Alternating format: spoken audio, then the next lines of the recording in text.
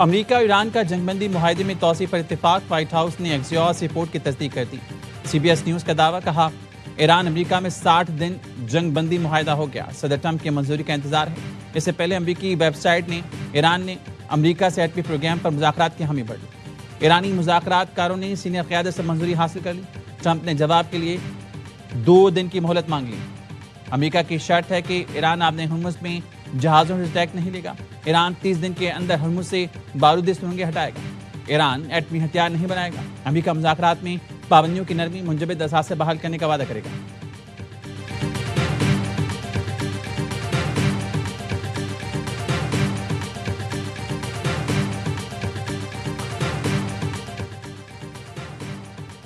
امریکی وزیر خزانہ سے جنگ بندی معاہدے کے نکات طے ہونے کا سوال، بولے صدر ٹرمپ نے اپنی ریڈ لائن واضح کر رکھی ہے، ایران کے ساتھ تحمل سے کام لے رہے ہیں، ایسا نہ ہو کہ صدر ٹرمپ کے صبر کا پیمانہ لبریز ہو جائے۔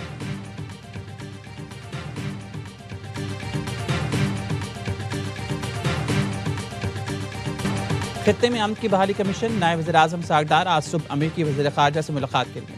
اسحاق ڈار اور مارکو روبیو کی ملاقات صبح 9:30 بجے واشنگٹن میں ہوگی۔ پاک امریکہ تعلقات، خطے کی صورتحال پر تفصیلی بات چیت ہوگی۔ ملاقات میں امریکہ ایران جنگ بندی مذاکرات پر تفصیلی تبادلہ خیال ہوگا۔ افغانستان سے بڑھتی ہوئی دہشت گردی پر بات ہوگی۔ نائب وزیر اعظم اسحاق ڈار کی نیو یارک میں چینی وزیر خارجہ سے ملاقات، علاقائی صورتحال اور سفارتی کوششوں پر تبادلہ خیال۔ وانگ زی نے خطے میں امن و استحکام کے لیے پاکستان کے کردار کو سراہا۔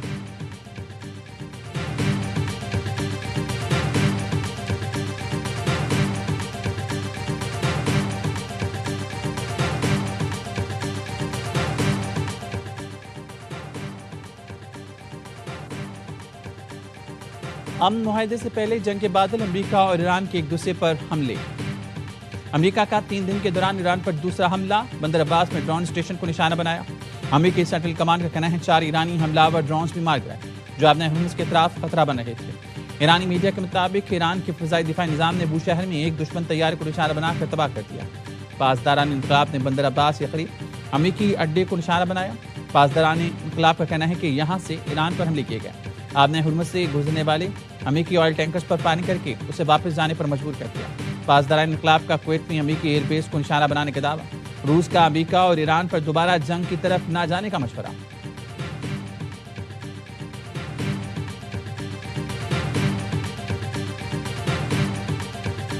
The strait's going to be open to everybody. Nobody's going to control it. We're going to watch over it. Oman will behave just like everybody else, so we'll have to blow them up. They understand that. They'll be fine. Saudi Arabia, UAE, Qatar, and the others, we'd like to have them immediately join and would like to have them join the Abraham Accords. It'll be historic if they do it. And we would, to be honest, I think those countries owe it to us. امریکی صدر نے Oman کو تباہ کرنے کی دھمکی دے دی۔ صدر Trump کہتے ہیں عمان کو دیگر مغلوں جیسا برتاؤ کرنا ہوگا ورنہ تباہ کر دیں گے۔ آبِ ہرمز پر ایران کا ساتھ دینے پر سخت رد عمل کی وارننگ۔ صدر ٹرمپ نے ایران سے ڈیل معاہدہ ابراہیمی سے مشروط کر دیا۔ کہا سعودی عرب اور دیگر ملک معاہدہ ابراہیمی میں شامل نہ ہوئے تو شاید ایران سے معاہدہ نہ ہو۔ تہران کے ساتھ معاہدے پر ابھی تک مطمئن نہیں۔ ایران کو انتہائی افزودہ یورینیم چھوڑنے کے بدلے پابندیوں میں نرمی نہیں دی جائے گی۔ پاکستان کی درخواست پر ایران کے خلاف کارروائی روکی۔ فیلڈ مارشل سعید عاصم منیر اور وزیر اعظم شہباز شریف کی پھر تعریف۔ امریکہ نے ایرانی آبِ ہرمز اتھارٹی پر پابندی عائد کر دی۔ امریکی وزیر خزانہ نے ایران پر نئی پابندیوں کا باضابطہ اعلان کر دیا۔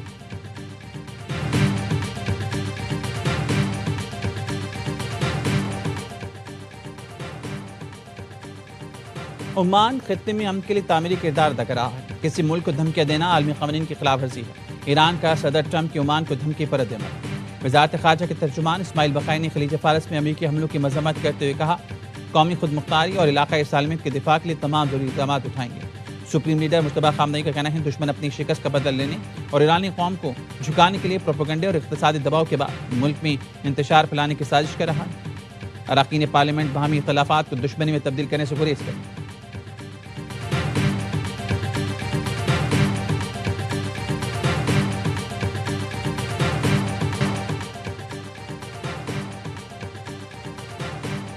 سعودی عرب، قطر اور متحدہ عرب امارات کی کویت میں ایرانی حملوں کی مذمت۔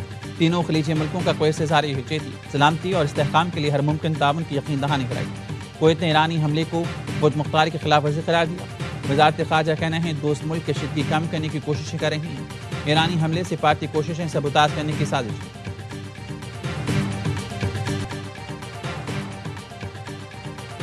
وزیر داخلہ محسن نقوی کی سعودی ہم منصب شہزادہ عبدالعزیز بن سعود سے ملاقات. پاک سعودیہ تعلقات اور داخلی سیکیورٹی پر تبادلہ خیال. ایسی اسپیشل ڈپلومیٹک پروٹیکشن یونٹ کے 200 اہلکاروں کو سعودی عرب میں ٹریننگ دی جائے گی. وزیر داخلہ نے خطے کی تازہ ترین صورتحال پر تفصیلی بات چیت کی. سعودی وزیر داخلہ نے کشیدگی میں کمی کے لیے پاکستان کے مثبت کردار کو سراہا. سعودی وزیر داخلہ نے محسن نقوی کو حج کی سعادت حاصل کرنے پر مبارکباد دی. محسن نقوی نے حج کے دوران سعودی حکومت کے بہترین انتظامات کی تعریف کی.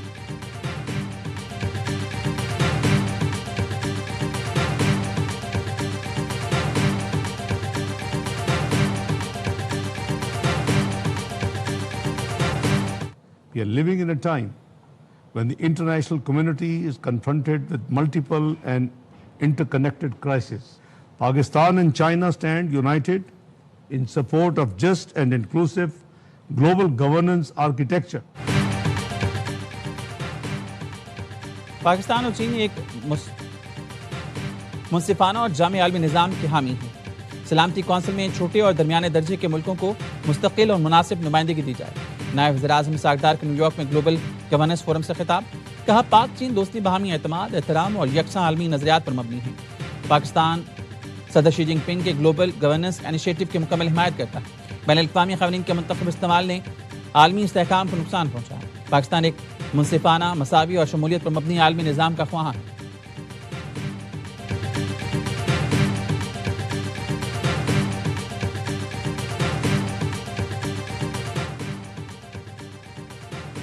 اسرائیل کا اقوام متحدہ کے سیکرٹری جنرل انتونیو گوتریز سے تمام روابط ختم کرنے کا اعلان. اقوام متحدہ نے غزہ میں جنسی تشدد کے الزامات پر اسرائیل کو بلیک لسٹ کیا.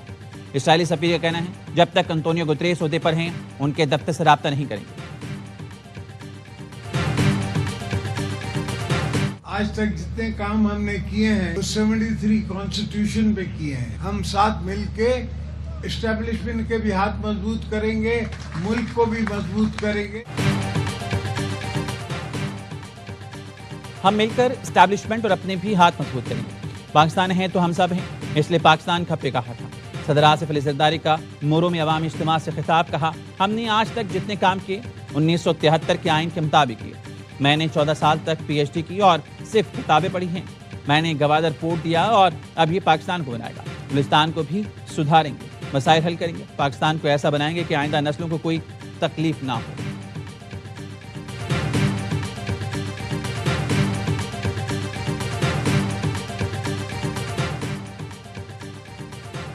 چمن کے زنانہ بازار میں آگ لگنے سے 7 دکانیں جل کر راکھ ہو گئی. دکانداروں کا کہنا ہے اپنی مدد آپ کے تحت آگ بجھا گئی. فائر بریگیڈ کے وقت پر نہ پہنچنے سے کروڑوں کا نقصان ہوا. قیمے کے کباب بن رہے ہیں، جو تکے ہیں وہ بھی اونٹ کے قیمے کے بن رہے ہیں، چھوٹے گوشت کے بھی ہیں، مگر یہ اونٹ کا گوشت زیادہ پسند کیا جاتا ہے. عید کی باربیکیو پارٹی جو ہوتی ہے واقعی یادگار ہوتی ہے. ہمارے ساتھ بچپن کے دوست بھی ہیں، اسکول کے فیلوز بھی ہیں. عید الاضحیٰ کا دوسرا روز پشاور میں اونٹ کے گوشت کا باربیکیو اور چپلی کباب. روایتی حجرے میں 2 احباب کی بیٹھک. چٹپٹے ذائقوں سے عید کا مزہ دوبارہ. لذیذ کھانوں کی خوشبو سے گھر بھی مہکنے لگے. مٹن پلاؤ، بیف بریانی، قورمہ، کڑھائی سمیت دیگر پکوانوں پر ہاتھ صاف. دن بھر بچوں اور نوجوانوں نے پارکس میں گزارا. تفریحی مقامات پر رش. کوئٹہ کے فیملی پارک میں من پچلوں کی خوب موج مستیاں.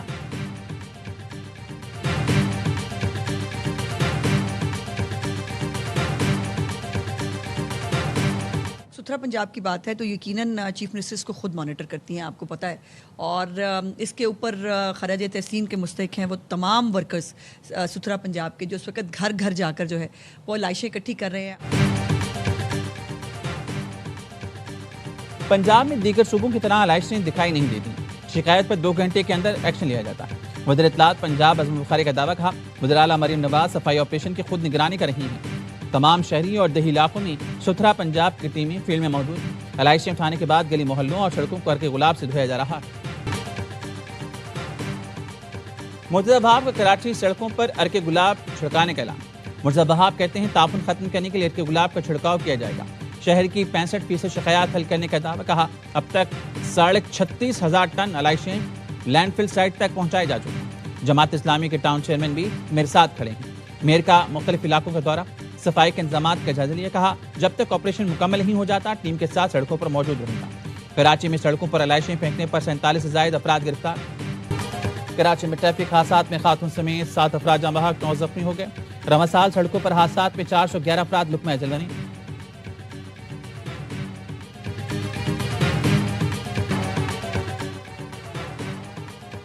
سندھ اور بلوچستان کے بیشتر شہروں میں سورج آگ برسانے لگا. دادو میں پارہ 51، لاڑکانہ میں 50 ڈگری کو چھو گیا.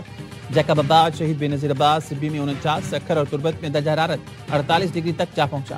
لاہور، فیصل آباد اور ملتان سمیت پنجاب کے جنوبی اور وسطی اضلاع میں پارہ 42 سے 47 ڈگری ریکارڈ. بابو سر ٹاپ کھلنے پر سیاحوں نے گلگت بلتستان کو رک کر لیا. عید کے دوسرے روز گرمی کے 27 شہریوں کا سیلاب امڑ آیا.